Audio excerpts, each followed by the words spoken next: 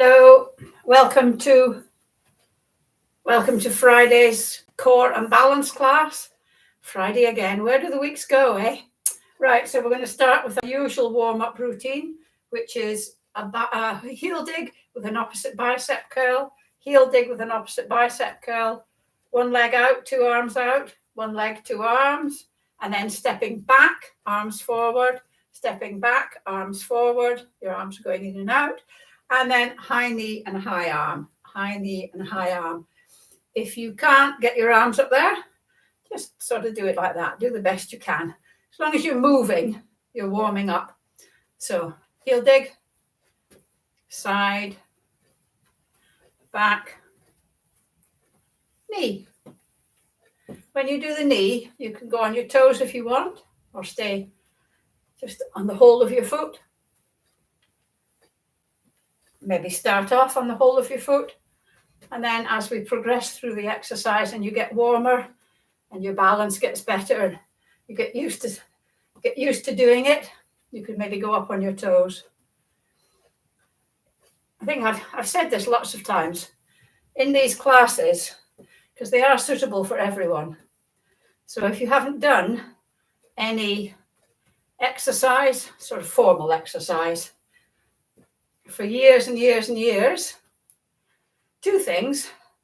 First of all, if you stick at it, you will notice that you progress very quickly. You see improvements quite quickly. But also, I want you to do them at your own capability. So some of the exercises you might find fairly easy, in which case you can give them a bit of welly. Other exercises you might find quite difficult. So you might not be able to do the 12 repetitions that we're doing. Oh, that wasn't a very good one, was it? So you do them at your own capability and you challenge yourself, but you take very great care not to injure yourself.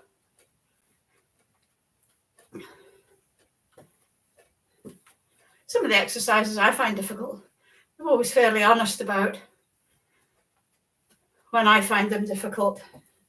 Oh, well, that was a bit ropey at the end, wasn't it? Right. I'm going to stop there. I'm going to do 5 more, but quite quickly. I'll try not to talk through them. So we're doing heel dig, side, back, knee. Heel dig, that was 1. Side, back, knee. 2, heel dig, side, back, knee, and that's 3. Heel dig, side, back, knee. 4, heel dig, side, back, knee. Whew, there we go. What's the first one we're going to do? Oh yes, just practice engaging core. I do this should do it every lesson really, but we don't have time to fit everything in. But a lot of exercises, if you engage your core, you'll find that you're more stable, you're stronger, because your core is the sort of core of everything. See what I did there? So if you breathe out and then pull your navel into your backbone, pulling up your pelvic floor as well, and then release it slightly so that you're all sort of nicely tucked in, that's engaging your core. You can feel it there. Lying down on the floor is quite a good way to check that you're engaging your core. These muscles here by your hip bones, you should feel them tightening. So a lot of the exercises, particularly balance exercises, if you're engaging your core, it's easier to balance. Okay, now we've done that, we're going to do a side bend. Oh, I've still got my half moons on. Right, so I'm going to just put this down, back, ever so slightly. Hopefully it'll be ever so slightly, yeah. So feet slightly wider than hip width apart, and then you're going down to the side. You're not going forwards and you're not going back. Just down to the side. You can put your hand over your arm, your arm over your head if you want. 1. I'm not going to do that because this arm is sore. 2, 3, nice and slow and controlled, 4, 5, 6, 7, 8, 9, 10, 11, 12. And then the other side, 1, 2, 3, 4, 5, 6, 7, 8, 9, 10, 11, 12. Oh, glad that's out the way. What are we doing? Oh, yes. This is the only exercise that you'll need a weight for. And get as heavy a weight as you can hold. Right, I'm going to get my heavy weight. Note the good stance and the way I pick it up. So I'm going to go into a squat, pick it up, and stand. I'm not doing this. I'm squatting using my legs. Just thought I'd show you one of the practical applications of squatting. So get your weight, hold it here, so your elbows are anchored, your back's nice and straight, and it's called the goblet march because we're just going to go 1, 2. So this is balance and strength. 3, 4, 5, 6, 7, 8, 9, 10, 11, 12. And that's a good one for engaging your core. I'm going to put this down. It's easier to squat with a heavy weight because it stops you falling backwards. Right, next one we're going to do, you can have the chair if you need to, just to hold on to. It's called the rocking boat. So it's like the one, you know, the one where we do the hip abduction, but we're going to alternate legs and we're going to do it a bit faster, but try and lift and place down rather than kicking up and using gravity. So this is balance and strength again. So we're going to go 1, oops, get that out of the way. We're going to go 1, whoops, 2, 3, 4, 5, 6, whoa, 7. My left hip 8 is much less mobile. 9, 10, 11, 12. Yeah, this left hip is much less mobile. And now again, it's another balance. This is a balanced one. I'm going to put this down just a little bit so you can see my feet. And it's going around the clock. Have the chair or something nearby to hold on to if you need to. I'm going to try and do it without benefit of a safety net. So all we're doing is just going 12 o'clock, 3 o'clock, 6 o'clock, and then back. And we'll do that 12 times on each side, okay? So 1, you could actually, before we start, engage your core. So breathe out, pull your backbone into your, none of this, just pull your backbone into your navel into your backbone, release it slightly, hold it there, keep all this tight, and we're going to go 1, 2. If you feel your core has disengaged, 3, just stop and re-engage it. 4,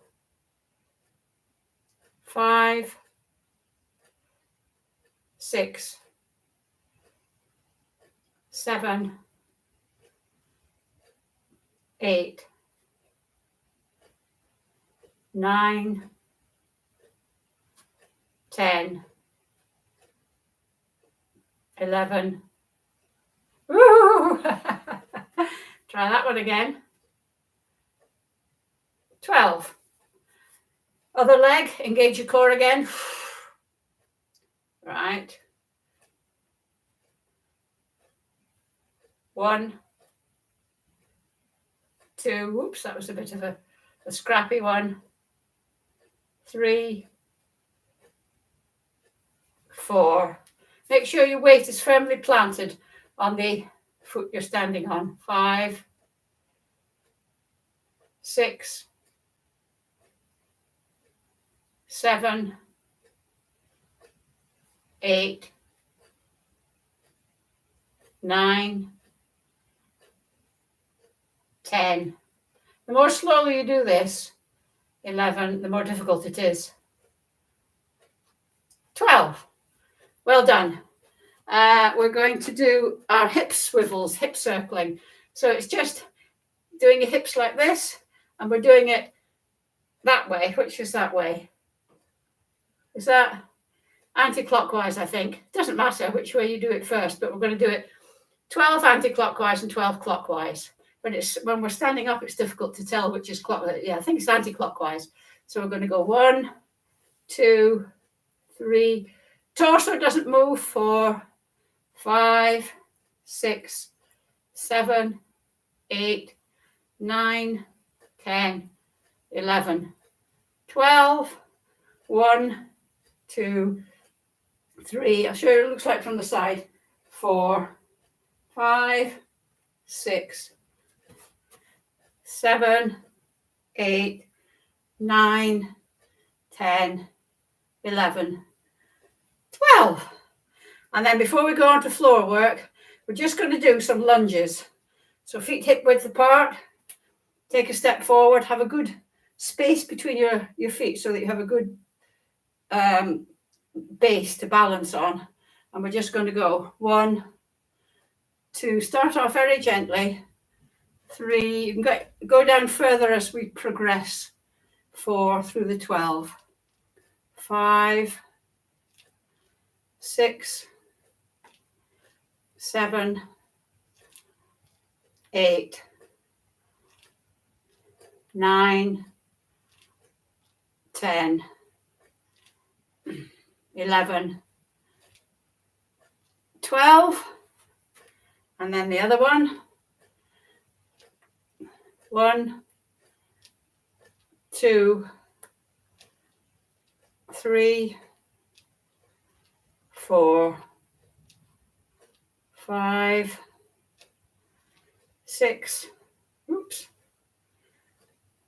7, 8,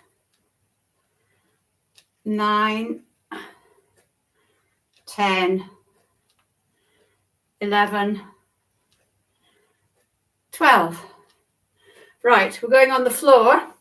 Those of you that are hardcore can go from the lunge down and then sitting.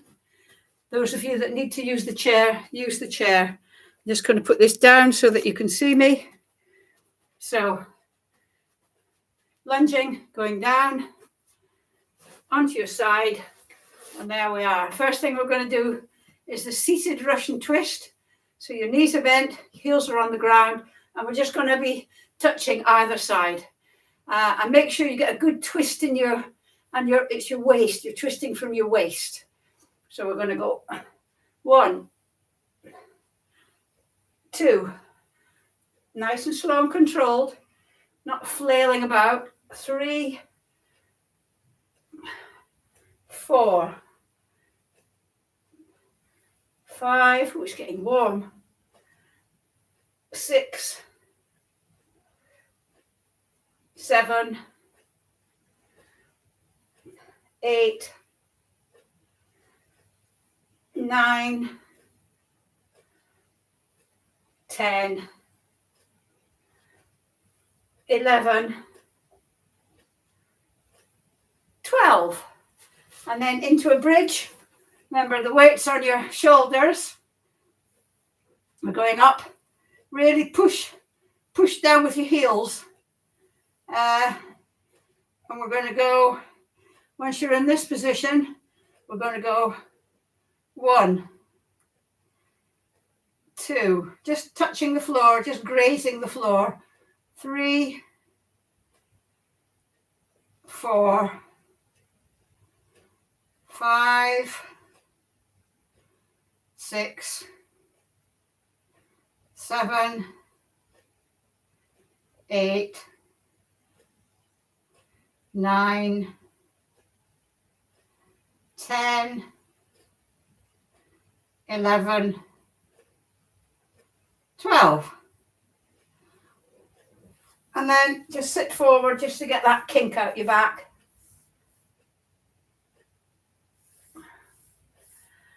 And then we're going to do the front plank. Oh, now remember, this is the one. Oh, this is the one where it's good to engage your core because it stops your tummy sagging and pulling your back down. So we're going to do front plank for a minute and side planks for 30 seconds each side. So up on your elbows like a sphinx. And remember, your bottom's not in the air and you're not sagging down. If you can't manage a minute, just come out of it, relax, and then go back up again. Don't think, oh, I'm never going to be able to do this, and then just give up. Okay, so we're going to go up and we're going to go in 3, 2, 1. Off we go. Have your head in alignment with your spine. I mean, it's a long time when you're doing this.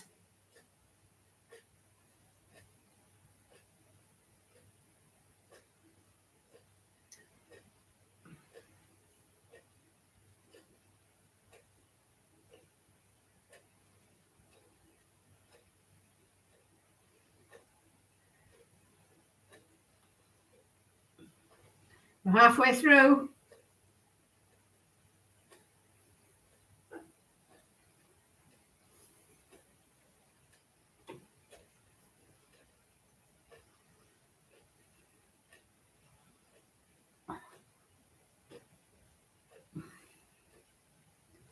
Ten seconds to go. 5, 4, 3, 2, 1, and down. Did you manage the minute? Right, we're going on to the side plank.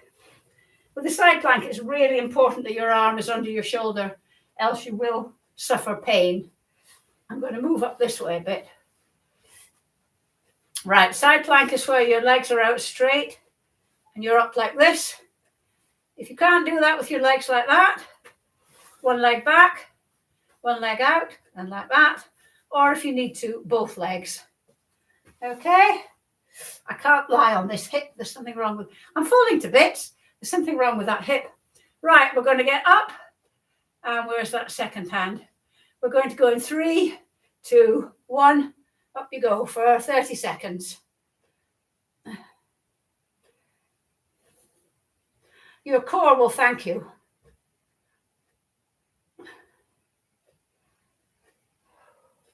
Again, your head is in alignment with your spine.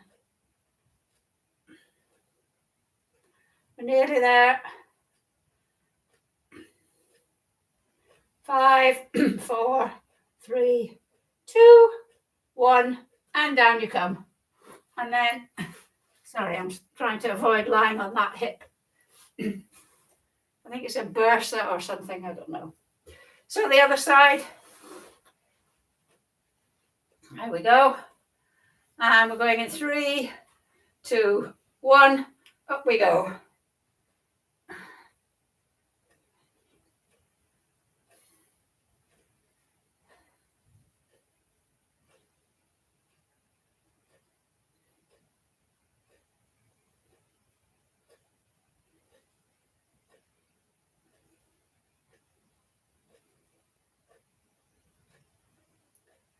Nearly there. 5, 4, 3, 2, 1, and down we go. Woo-wee. Woof. What are we doing? Oh, yes, I know. Yeah, so this next one, legs here. Legs straight. And this leg, we're not using our hands. We can put your hands there if you like. We're just going to bring the leg in as close as you can and then out again. Try not to scuff it on the floor. Try to lift it. Okay, so we're going to go 1, 2, 3, 4, 5, 6, 7, 8, 9, 10, 11, 12. Other side. 1, 2, 3, 4, 5, 6, 7, 8, 9, 10, 11, 12. Whew. Feel that top of my thighs and my abs as well. Right, up and down off the floor. So we're going to start with a Russian twist. Bring your legs round. Remember, if you've got a gammy knee, just go on one knee. But if you haven't, go on both knees. Now, you may need to use the chair. That's fine. But if you don't need to use the chair, you get up on your knees. One leg comes forward. This is the lunge. Up you get. So we're going to practice that a few times. I want it to be so that you get up and down off the floor as easily and naturally as a child does. Children just get up and down off the floor quite easily. And so it's good to practice at least once a day, sitting on the floor for, say, 5 minutes, but also to practice getting up and down off the floor. So we're going to take left leg first, into a lunge, down you go, both legs like that. I'm not going to do the seated bit because that's the fairly easy bit. And then left leg again and up from the lunge. And then right leg. If you can only do this one-legged, you can only kneel on one leg, just keep using that one. So right, down you get, left. It's natural for me to put my left leg up first for some reason. And up we get. Left leg down, in a controlled way. You don't want your knees banging on the floor. Left leg up. Right leg. I mean, you can amaze your friends and neighbours with your dexterity and strength when you're next out at a party. It can be your party piece. Left leg down. Left leg up. Right leg down, right leg up. One more on each side. Right leg, left leg down, left leg up. It's definitely easier on that one. Right leg down, right leg up. Fantastic. Also, just a quick word. I was reading the other day, and I've read this before. Sorry, I don't know where it's gone.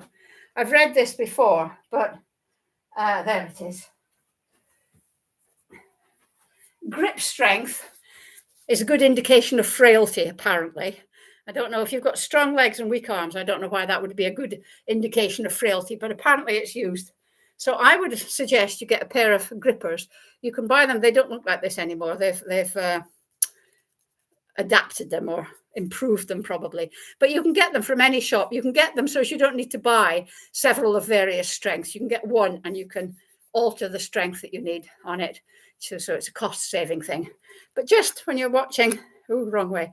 Just when you're watching, I do it when I'm watching telly. I just squeeze. It's just a little bit for free. Get yourself some grippers. Have a nice weekend. Bye.